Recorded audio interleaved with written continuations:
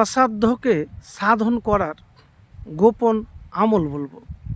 হতে পারে 24 ঘন্টার মধ্যে সব আশা উদ্দেশ্য পূরণ হয়ে যাবে। প্রিয় ভাই, যখন দেখবেন যে সব দরজা বন্ধ, মনে হয় কাজটি কঠিন খুবই, আমার দ্বারা আর হবে না, তখন এতটুকুন আপনাকে বলবো আমি, এই আমল একবার করে দেখতে পারেন। আমি গ্যারেন্টি দিব না বা আপনাকে বলবো না যে একবারে হয়েই যাবে।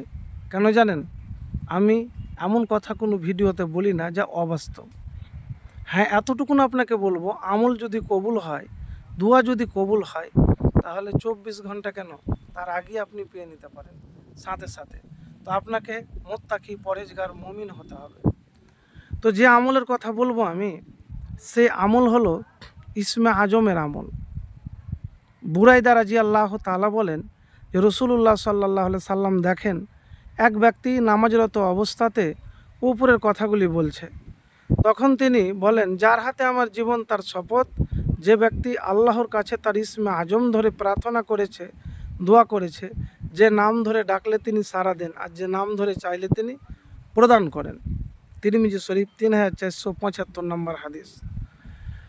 তো যখন কোনো কিছু চাইবেন আপনি, তখন নিয়তটা যেন সঠিক হয়।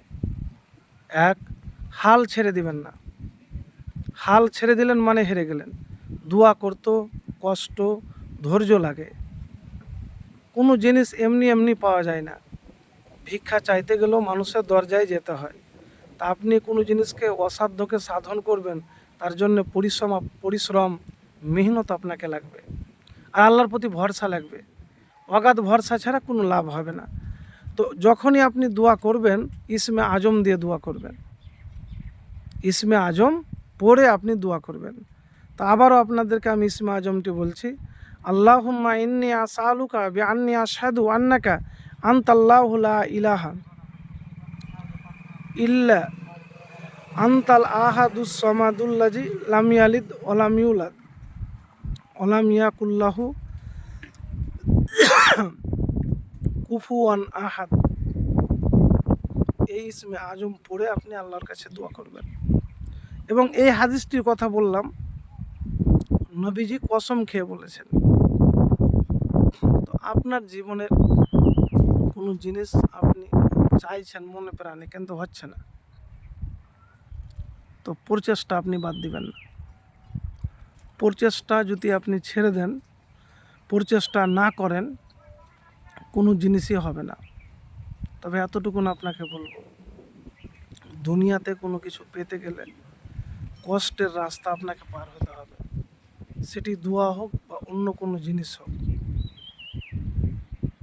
তো অনেক মানুষ আছে যে বলে যে এত দোয়া করছি কবুল কেন হয় না, এই করছি কেন কবুল হয় না। আরে ভাই, আপনি মুমিন যদি হন, মুত্তাকি হন, কিছু লাগবে? তো পারফেক্টলি আপনাকে মুমিন মুত্তাকি হতে হবে। মুমিন মুত্তাকি না হতে গেলে কোনো লাভ হবে না।